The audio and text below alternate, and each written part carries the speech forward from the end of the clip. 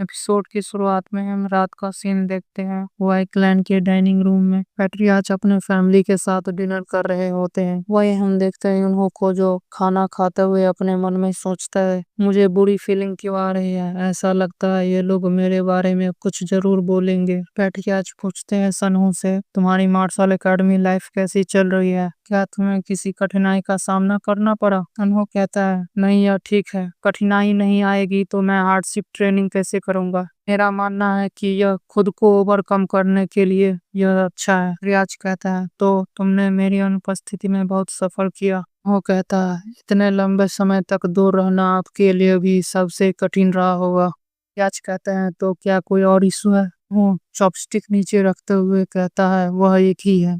Mother को भी समझ में नहीं आता वह किसके बारे में बोल रहा है। उन्होंने कहता है, यह यूनहो के बारे में। सुनकर फादर मदर यूनहो सभी चौंक जाते हैं। मदर कहती है, क्या यूनहो? वह भी सोच रहा होता है, क्या यह मेरे बारे में बोल रहे हैं। सनहो आगे कहता है, मुझे लगता है यूनहो को मार्शल एकेडमी में लाना चाहिए। यह सुनते ही यूनहो अपने सदमे में चला जाता है और मन में सोचता है, यही पूरी फीलिंग आ रही थी मुझे।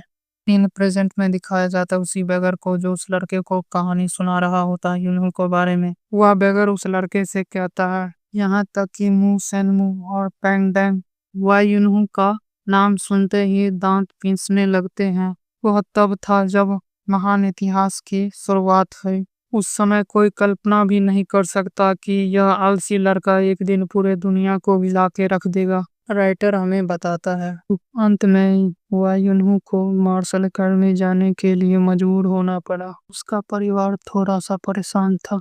परेशान से मतलब है बस उसकी छोटी बहन से, जो रोते हुए यूनहो को कहती है, मत जाओ। यूनहो की छोटी बहन का नाम हमें बताया जाता है वाई सूर्योन। हम पीछे देखते हैं पैट्रियाच और मदर को जो यूनहो और सनहो को गुड बाय कहने आए थे। प्याज हंसते हुए कहते हैं, एक अच्छा आदमी बनकर आना। मदर उसे रोक हंसने से मना करती है और यूनहो को कहती है, अपना ख्याल रखना। और पेट्रियाच अभी भी हंस रहे होते हैं। यूनहो जाते हुए कहता है, मत रो, मैं जल्दी वापस आ जाऊंगा। अब इसको कौन बताए कि वे लोग उसके जाने से बहुत खुश हैं। बस उसकी बहन को छोड़कर वो दोनों घर से बहुत दूर निकल चुके हैं। यूनहो सनहो से कहता है, क्या हम लोग लगभग पहुंच चुके हैं? सनहो कहता है, अभी 10 दिन और बचे हुए हैं। यूनहो चौंकते हुए कहता है, क्या दादा 10 दिन? वो कहता है, अगर तुम्हें पता होता कि घोड़े की सवारी कैसे करनी है तो हम 5 मिनट में वहां पहुंच जाते। यूनहो पीछे से चिल्लाते हुए कहता है, तुम्हें पता है ना कि मैं कभी घोड़े की सवारी नहीं की है। सनहो कहता है, मैं तुम्हें दोष नहीं दे रहा, मैं तो बस तुम्हारे क्वेश्चन का आंसर दिया। थोड़ी दूर और आगे जाने पर यूनहो कहता है, चलो रेस्ट करते हैं। तुम्हें पता है ना कि पहाड़ी कितना खारी है।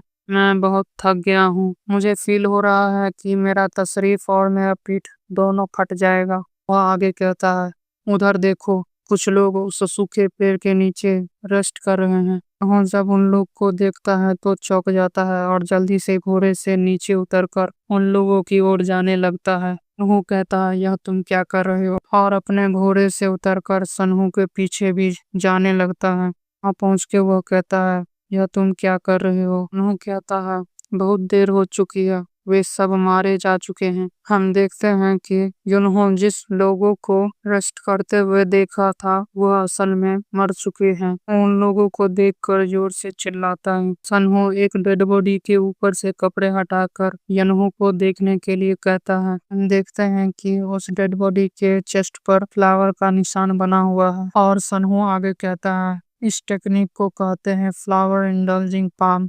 यनहो कहता है, फ्लावर इंडल्जिंग पाम यानी फ्लावर इंडल्जिंग, और उसे कुछ समझ में नहीं आता कि यह कौन सी टेक्निक है। सनहु कहता है, इसे क्रिम्सन फ्लावर पाम भी कहते हैं, लेकिन सियोजुक नामक रेपिस्ट के कारण इस टेक्निक का उपयोग करके बुरे काम को अंजाम देता है। इसे फ्लावर इंडल्जिंग पाम कहते हैं। यनहु कहता है, क्या रेपिस्ट? क्या तुम कह रहे हो कि वह यहीं आसपास में है? सनहु कहता है, वह महिलाओं के पीछे जाता है जो माउंटेन चढ़ती है। इस डेड बॉडीज का मतलब है शियोजुक ने एक महिला को पाने की कोशिश में उन पर अटैक किया। दूसरे शब्दों में कहे तो यहाँ कहीं एक महिला खतरे में है और वह जंप करके तेजी से आगे जाने लगता है। यूनहो से कहता है, मैं वापस आ जाऊंगा, तुम यहीं रहना। यूनहो सनहो को पुकारते हुए कहता है, तुम मुझे इस डेड बॉडीज के साथ रहने को कह रहे हो। यूनहो अपनी बातें पूरी करता तब तक सनहो बहुत दूर निकल गया होता है। यन्हो चुप हो जाता है और पलटकर घोड़े और उन डेड बॉडीज को देखता है। अब मैं बुरा फंस गया। थोड़ी ही देर में रात हो जाती है। यन्हो आसमान में चिल्लाते हुए कहता है, तुम झूठे, तुम्हें इतना समय क्यों लग रहा है? तुम्हें मुझे भी साथ ले जाना चाहिए था। और वह शांत होकर अपने मन में सोचता है, क्या कुछ हुआ तो नहीं कि वह इतनी देर से आएगा? नहीं तो जब भी पहाड़ों में वुल्फ और टाइगर की आवाज गूंज रही होती है।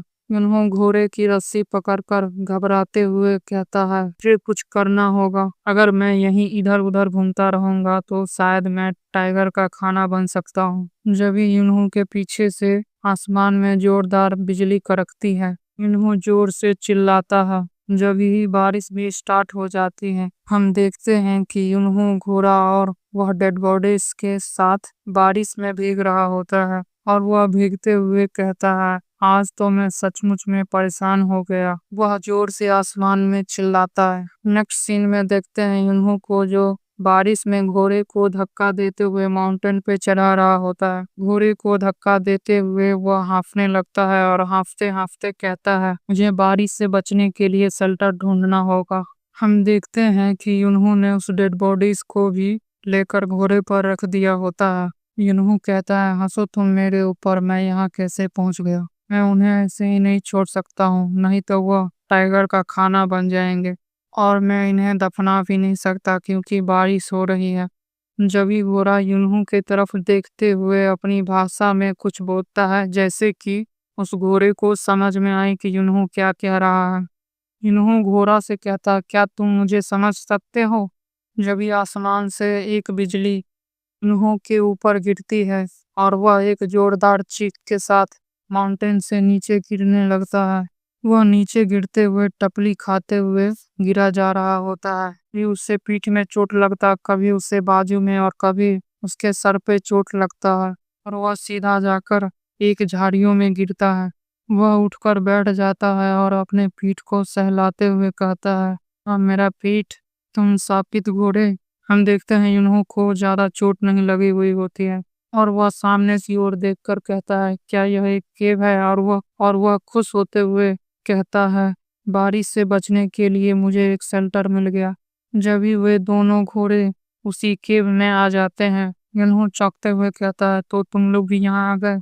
और वह दोनों की रस्सी पकड़कर एक छोटे से पत्थर में बांध देता है और वह बांधते हुए कहता है, मैं इन्हें मार भी नहीं सकता, इसी कारण मैं घर पर रहना पसंद करता हूँ। आगे वह कहता है, मैंने केव के बाहर एक निशानी छोड़ दिया है, उम्मीद है कि मेरा ब्रदर उस निशानी को देख के मुझे ढूंढ लेगा। और वह केव के बाहर देखते हुए कहता है, इस दौरान और जमीन पर लेटते हुए कहता है, मुझे नहीं पता, अब मैं बस सो रहा हूँ।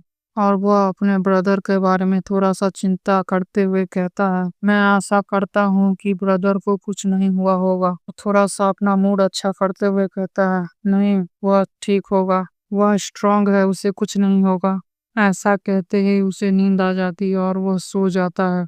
हम देखते हैं कि उन्होंने घोड़े को जिस छोटे से पत्थर में बांधा होता है, घोड़ा उस रस्सी को खोलकर केव से बाहर चला जाता है। सुबह भी हो जाती है लेकिन इन्हों की नींद नहीं खुलती, वह अपने मस्त नींद में सोया होता है। सोते सोते सुबह से रात हो जाता है लेकिन यूनहो अभी तक नहीं उठता, वह सोया ही होता है। जब ये यूनहो के नीचे से एक ब्लू कलर की एनर्जी उसके सारे शरीर को कवर कर लेती है और उसके शरीर को हवा में फ्लोट करने लगता है और वह एनर्जी यूनहो को केव के डीपेस्ट एरिया में ले जाता है। लेकिन यूनहो को कुछ नहीं पता कि एक ब्लू कलर की एनर्जी उसके सारे शरीर को कवर करते हुए केव के अंदर ले जा रही है और वह एनर्जी यूनहो को उस बड़े से चट्टान के आर पार लेकर चला जाता है और उसे वहीं पे छोड़ देता है। थोड़ी देर में यूनहो की आंख खुलती है और वह सामने की ओर अपने मुंह साफ करते हुए देखता है। उस केव के अंदर ग्रीन कलर का मिस्ट फैला होता है। यूनहो कहता है, मैं कहाँ हूँ?